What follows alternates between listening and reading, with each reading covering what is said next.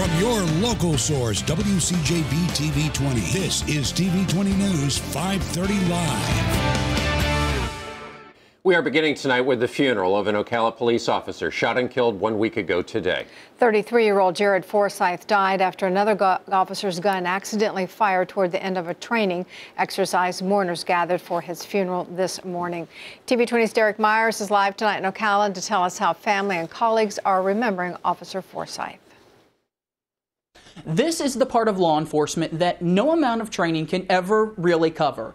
The kind of salute that officers never want to give. Police officers from Miami-Dade, all over Florida, and even Ireland were here today to show their respects for their brother in blue. Hundreds of police officers from across the state attended. His close friend and colleague, Officer Casey Walsh, fought back tears as she talked about Officer Forsyth.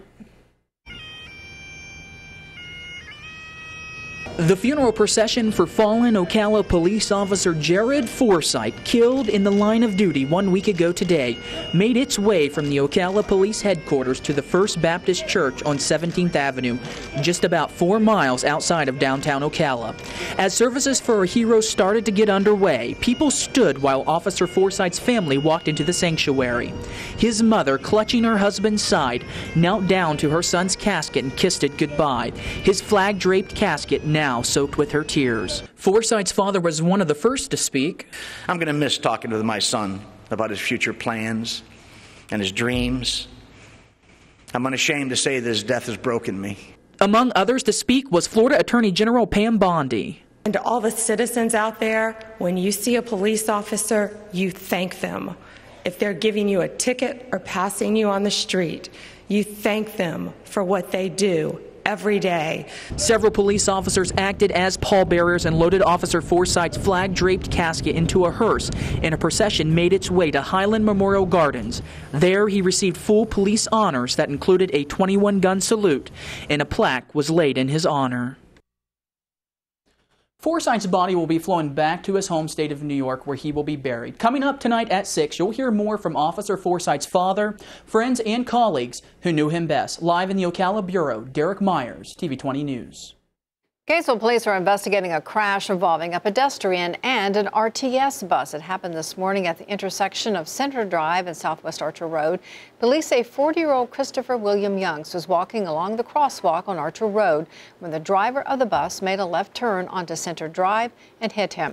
A westbound lane of Archer Road was closed for several hours while the investigation was taking place. Young remains in the hospital tonight in critical condition. And that video serves as a reminder of the rain that passed through north central Florida today. Will we get any more tonight? We had some strong storms out there earlier, Bill. Oh, we did. Matter of fact, we had a significant weather advisory for folks in Marion County for excessive lightning, something we don't usually see around here, but it's been a pretty rough afternoon there in Marion County. Even here in Alachua County, seeing spotty shower and thunderstorm activity through the morning hours and into the afternoon. It looks like it's going to continue for a couple more hours. You see the current conditions, 73 degrees, north-northeast at 3. Humidity is at 87%, so our temperature not going to fluctuate very much unless you haven't had any rain. Still pretty warm over Cross City, 84 degrees there, 80 degrees in Perry, 79 at Cedar Key, but all the showers and thunderstorms have cooled off temperatures in Ocala and Gainesville for this afternoon. You can see how the showers and thunderstorms really firing up this afternoon. Generally to the east of 27 and 441, we see that moving off towards the north and the east relatively quickly, but that big batch of storms in Marion County still producing some very dangerous lightning there in east and southeastern Marion County. We'll take a look, see if that significant weather advisory is still in effect. Yes, until 5:45 this afternoon for excessive lightning. Also, possibility of maybe some damaging wind with these storms. So evening, well, we're going to keep the thunderstorms going here for a little while longer. Beginning to dry out slightly by 10 p.m. Thunderstorm activity should weaken quite a bit by then. But tomorrow we'll have another chance of storms. We'll explain that and show you when coming up in a few minutes. Let's find out how this rain is affecting rush hour traffic around north central Florida. Bob Albert joins us with our traffic team update. Hi, Bob. Hi, Paige. David, this report's brought to you as courtesy of Honda of Ocala. Well, the rain's affecting Marion County in a big way. I've got 15 crashes, too many to get to all at once. But we do have a crash with injuries reported southwest 27th Ave at 34th Street. Also, Silver Springs Boulevard, State Road 40 at I-75. Two separate crashes at the same location. If you're traveling towards Bellevue, we've got a crash on 441 at Southeast 106th Street. And near Micanopy, a hit and run still there on 441 at Southwest 109th Place. Now, those vehicles earlier in the roadway now on the shoulder. shoulder. And lastly, a crash Southwest College Road. That's 200 Southwest 17th out of the roadway. But that's a serious crash with injuries. Emergency crews continue to arrive in Ocala. Bob Albert, that's your WCJB TV 20 traffic team report. Thanks, Bob. We're following developments in the arrest of two pitchers with the University of Florida baseball team. The pair face third-degree felony criminal trespassing charges for climbing a crane inside a construction site at the chemistry building on UF's campus. A.J. Puck and Kirby Snead are both left-handed sophomore pitchers for the Gators. The players have each seen action this season. Head coach Kevin O'Sullivan has announced both Puck and Snead are suspended indefinitely. Turning to new details in the upcoming presidential campaign, the field is getting a bit more crowded in the 2016 race for the White House. Hillary Clinton's on the campaign trail today, and ABC's Karen Travers reports now Florida Senator Marco Rubio is in the running as well. The race for the White House is heating up. Hillary Clinton's en route to Iowa. I'm hitting the road to earn your vote because it's your time. And I hope you'll join me on this journey. And the Republican field gets another contender. Florida Senator Marco Rubio will kick off his widely expected presidential bid at an event tonight in Miami. The 43-year-old rising star is the son of Cuban immigrants who fled to the U.S. He frequently tells his story as the embodiment of the American dream. Today, Rubio sat down for an exclusive interview with ABC's George Stephanopoulos. I think this country's at a generational moment where it needs to decide not what party it wants in charge, but what kind of country are we going to want to be. President Obama said this weekend Hillary Clinton would make an excellent president. But don't call that an endorsement. There are other people who are friends of the president who may at some point decide to get into the race. The former Secretary of State, Senator, and First Lady is heading to Iowa in a van, one she nicknamed Scooby. Last night, she tweeted this picture from a Pennsylvania gas station. Met a great family when we stopped this afternoon. No surprise, the Republican presidential contenders wasted no time launching their attacks. Barack Obama in one corner, Hillary Clinton in the other. That is who the Republicans are going to be positioning against for the better part of the next year. Hillary Clinton will hold her first campaign event Tuesday in Iowa, but it will be small. The big rallies aren't expected until next month. Karen Travers, ABC News, Washington. Making state headlines tonight, bad weather today meant a scrubbed SpaceX launch, forcing astronauts on the International Space Station to wait another day for the groceries to get there. Crews will try to send the rocket off again tomorrow afternoon, although there's still more bad weather in the forecast. Fast approaching storm clouds prevented the unmanned rocket from blasting off today at Cape Canaveral. The countdown was stopped at 2.5-minute mark. SpaceX supply ship holds more than 4,000 pounds of food, experiments, and equipment, including an espresso maker. And a spokeswoman for an exotic car racing attraction at Walt Disney World says the man killed in a Lamborghini during a weekend crash was an employee of the Speedway. 36-year-old Gary Terry was the senior operations manager at the exotic driving experience at Walt Disney World. He was also a professional driving instructor.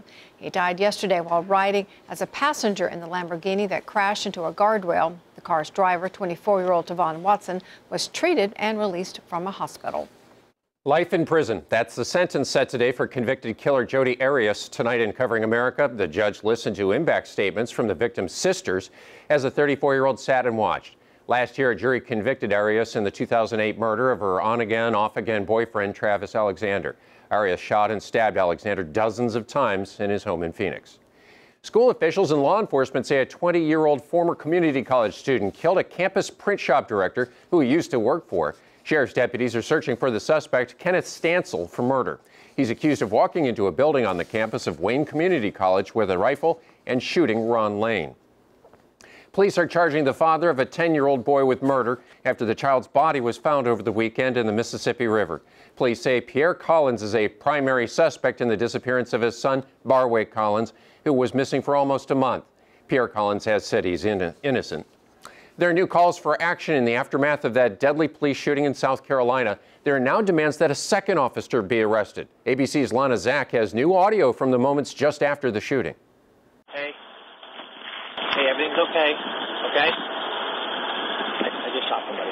New audio believed to be from Officer Michael Slager's lapel mic has surfaced, adding another dimension to that fatal shooting in South Carolina following what should have been a routine traffic stop. Probably be a good idea to kind of jot down your thoughts of what happened. Okay. You know, what your adrenaline quits pumping and stuff. Yeah, it's pumping. Oh yeah. Oh yeah.